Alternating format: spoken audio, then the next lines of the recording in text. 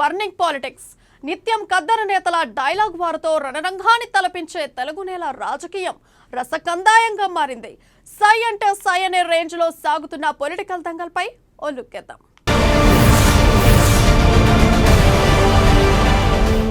రాజకీయాలందు AP రాజకీయం వేరంటారు. ఏ క్షణం ఎప్పుడు ఎలా మారుతుందో తెలియదు. వైసీపీ అధినేతను ఓడించడమే లక్ష్యంగా టీడీపీ జనసేన వ్యూహాలు రచిస్తున్నాయి. బాబు విశ్రాంతి సమయంలోనూ కీలక నేతలతో మంతనాలు జరుపుతున్నారు. పవన్ బాబు కలిసి సభలు సైతం నిర్వహిస్తున్నారట. అయితే పొత్తుల్లో భాగంగా జనసేనకు కొన్ని సీట్లను సైతం కేటాయించారని టాక్ వినిపిస్తోంది. ఇంతకీ జనసేనకు ఎన్ని సీట్లు ఇస్తున్నారు? ఇద్దరు అధినేతల సభలు ఎప్పుడుండనున్నాయి? ఓసారి చూద్దాం.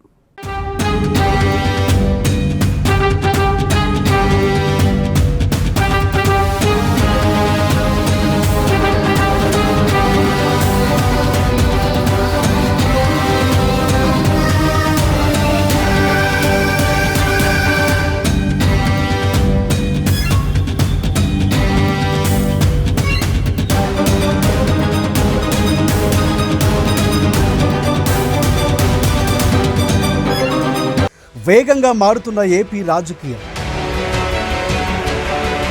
ప్రజల్లోకి కలిసి రానున్న చంద్రబాబు, పవన్. నేతలతో విడిగా చంద్రబాబు మంతనాలు. జగన్ని ఓడించేందుకు ఒక్కటవుతున్న బాబు, పవన్. జనసేనకు 25 నుంచి 30 సీట్లు ఇచ్చేందుకు సిద్ధం.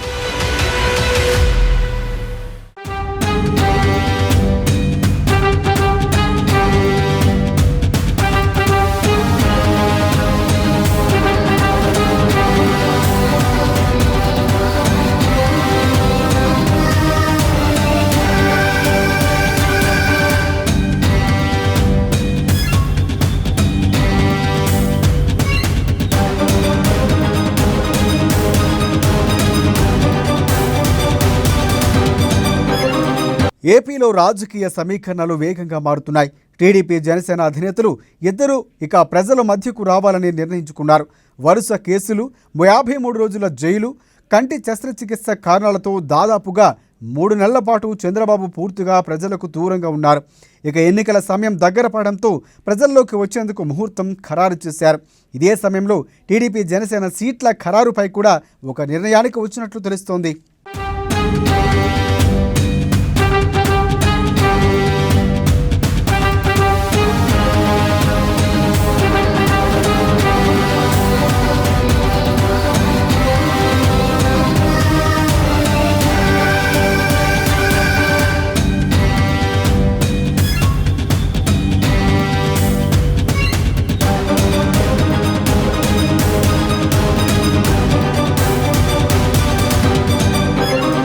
ఈసారి ఎన్నికల్లో జగన్ను ఓడించడమే లక్ష్యంగా టీడీపీ జనసేన ఒక్కటయ్యారు. బీజేపీ తమతో కలిసి రావాలని కోరుతూ ఉన్నా ఆ పార్టీ తుది నిర్ణయం ఇంకా తీసుకోవాల్సి ఉంది. తమతో బీజేపీ పొత్తు కడుతుందని ఆ రెండు పార్టీలు అంచనా వేస్తున్నాయి.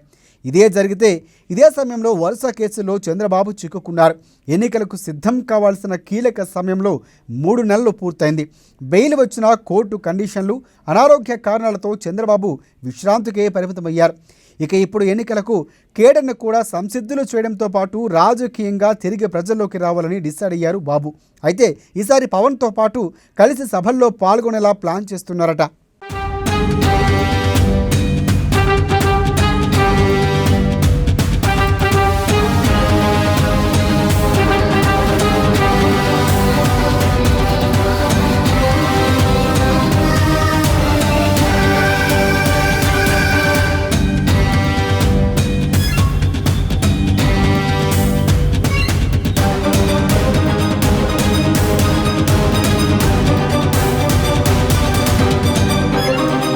చంద్రబాబు విశ్రాంతి సమయంలోనే కొన్ని నియోజకవర్గాల నేతలు పిలిపించుకుని విడివిడిగా మాట్లాడుతున్నారు. కంటి చికిత్స తర్వాత మొదటిసారి సోమవారం ఆయన బయటకు వచ్చి ఢిల్లీ వెళ్లారు. సుప్రీంకోర్టు సీనియర్ న్యాయవాది సిద్ధార్థ లూత్రా కుమారుడి వివాహ రిసెప్షన్లో పాల్గొన్న నిమిత్తం తన సతీమణితో కలిసి వెళ్లారు చంద్రబాబు. ఆ తర్వాత దైవ దర్శనాలు చేసుకున్నారు. ఆ తర్వాత నుంచి పూర్తి స్థాయి రాజకీయ కార్యకలాపాల్లో పాల్గొని వేగం పెంచుతారని టీడీపీ వర్గాలు తెలిపాయి. రాష్ట్రంలోని 3 ప్రాంతాల్లో ఆయన 3 బహిరంగ సభలు నిర్వహిస్తే ఎలా ఉంటుందని నాయకత్వం యోచిస్తుందట.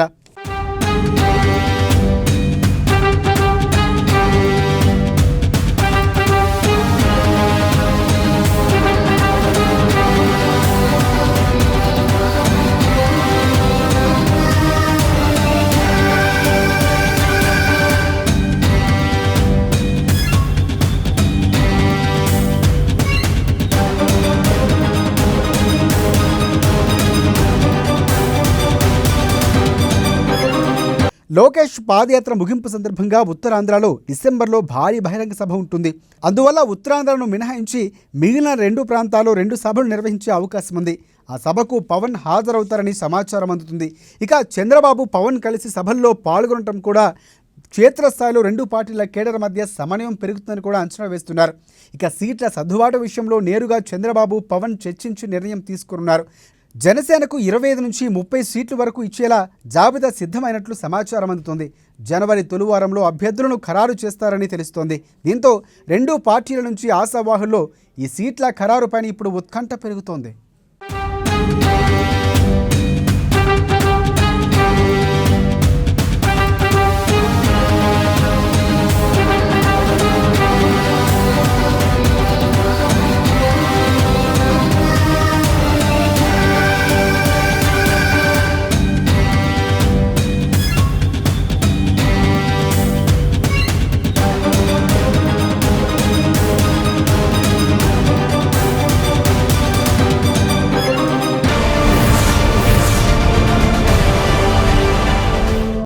Why not 175? ఇది వైసీపీ నినాదం. ఇప్పుడు అధికారమే లక్ష్యంగా వ్యూహాలకు పదును పెడుతోంది. అందుకోసం సీనియర్లను సైడ్ చేసే పనిలో పడ్డారు సీఎం జగన్. అసెంబ్లీ నుంచి పక్కకు పంపి పార్లమెంటుకి పంపాలని భావిస్తున్నారు. సిక్కోలు జిల్లా నుంచి మొదలు పెట్టాలని, అందులో ధర్మానను కూల్గానే పక్కకు నెట్టే పనిలో పడ్డారు. ఆయన కాదంటే మరో లీడర్ను సైతం సిద్ధం చేస్తున్నారు. ఇంతకీ ఆ సీనియర్ లీడర్ ఎవరు? ధర్మాన పెట్టిన షరతులేంటి?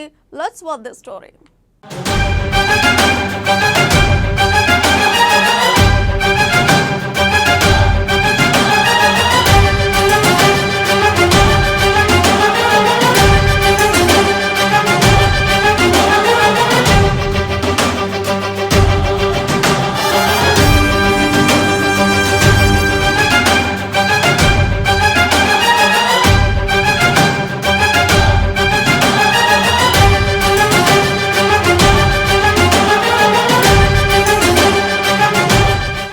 వై నాట్ 175 నినాదంతో వైసీపీ ప్రచారం.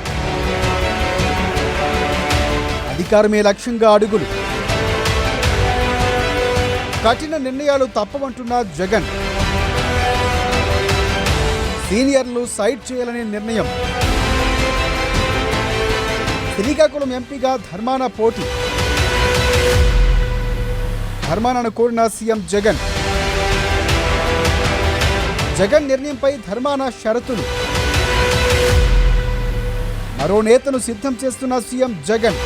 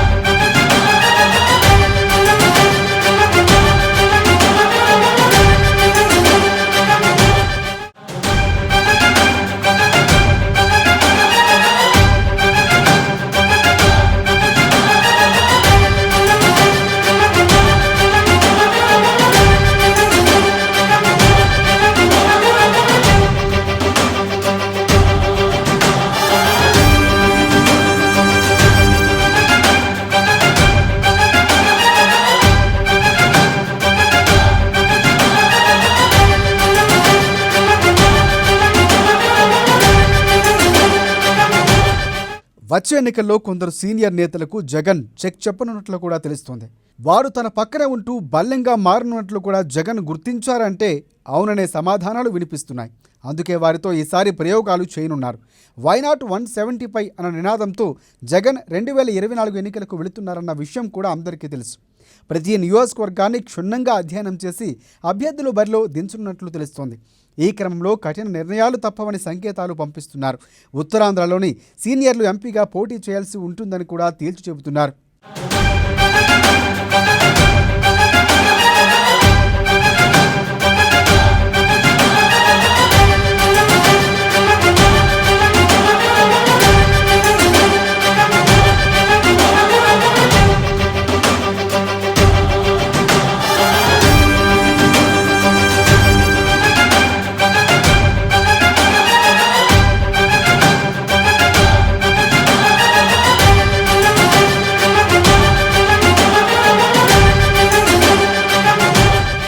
ముఖ్యంగా ఈసారి ధర్మాన ప్రసాదరావు విషయంలో జగన్ ఖరాఖండిగా తేల్చి చెప్పినట్లు సమాచారం అందుతోంది. వచ్చే ఎన్నికల్లో శ్రీకాకుళం ఎంపీ స్థానం నుంచి పోటీ చేయాలని ఆదేశించినట్లు తెలుస్తోంది. గతంలో చాలాసార్లు ధర్మాన పేరు వినిపించినా ఈసారి మాత్రం స్వయంగా జగనే ఆదేశించడంతో ధర్మాన పోటీ చేయక తప్పదు. అయితే తాను ఎంపీగా పోటీ చేయాలనుకుంటే ధర్మాన కొన్ని షరతులు విధించినట్లు సమాచారం అందుతుంది. శ్రీకాకుళం అసెంబ్లీ స్థానాన్ని తనయుడు రామ్మోహన్ నాయుడుకు, మిగతా 6 నియోజకవర్గాల్లో తాను చెప్పిన వారికే టిక్కెట్లు ఇవ్వాలని షరతు పెట్టినట్లు తెలుస్తోంది. అయితే ఎంపీగా పోటీ చేయడానికి ఇష్టం లేక ఇటువంటి షరతులు పెడుతున్నారని కూడా కామెంట్స్ ఇప్పుడు వినిపిస్తున్నాయి.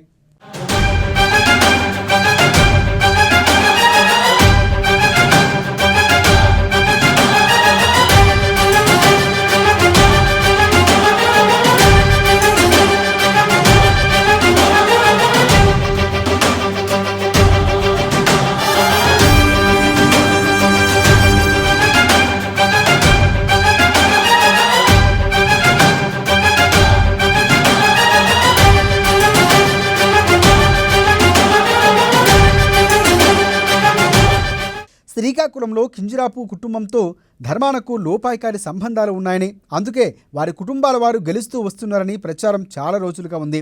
గత ఎన్నికల్లో వైసీపీ ఓటమిని కూడా ధర్మనే కారణమని కూడా ఫిర్యాదుదారులు సైతం హైకమాండ్కు వెళుతున్నాయి.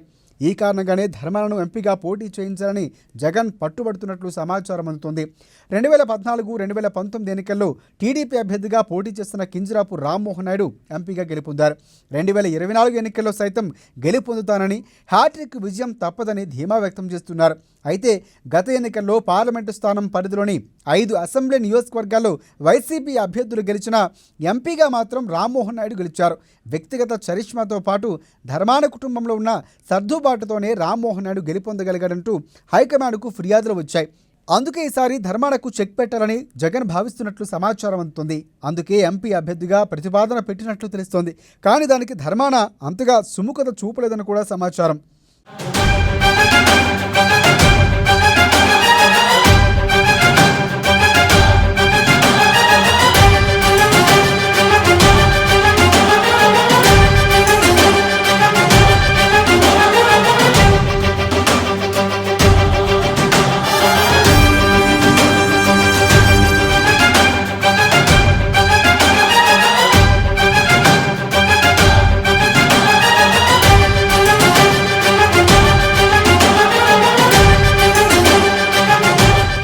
ఒకవేళ ధర్మాన ఎంపీగా పోటీ చేస్తే కాళింగ సామాజిక వర్గం వ్యతిరేకించే అవకాశం ఉంది.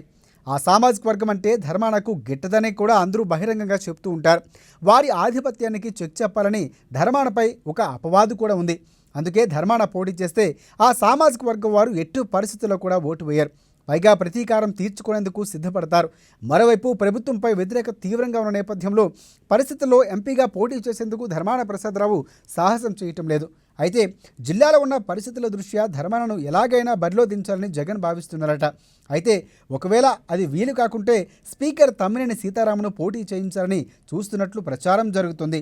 అదే జరిగితే ఆముదాలవలస అసెంబ్లీ స్థానానికి ప్రత్యామ్నాయ అభ్యర్థిని ఎంపిక చేసుకునేందుకు సిద్ధపడుతున్నట్లు సమాచారం అందుతోంది. ఇలా ఎలా చూస్తూ ఉన్నా శ్రీకాకుళం జిల్లాలో 2 సీనియర్లను జగన్ సైడ్ చేసే అవకాశాలు స్పష్టంగా కనిపిస్తున్నాయి.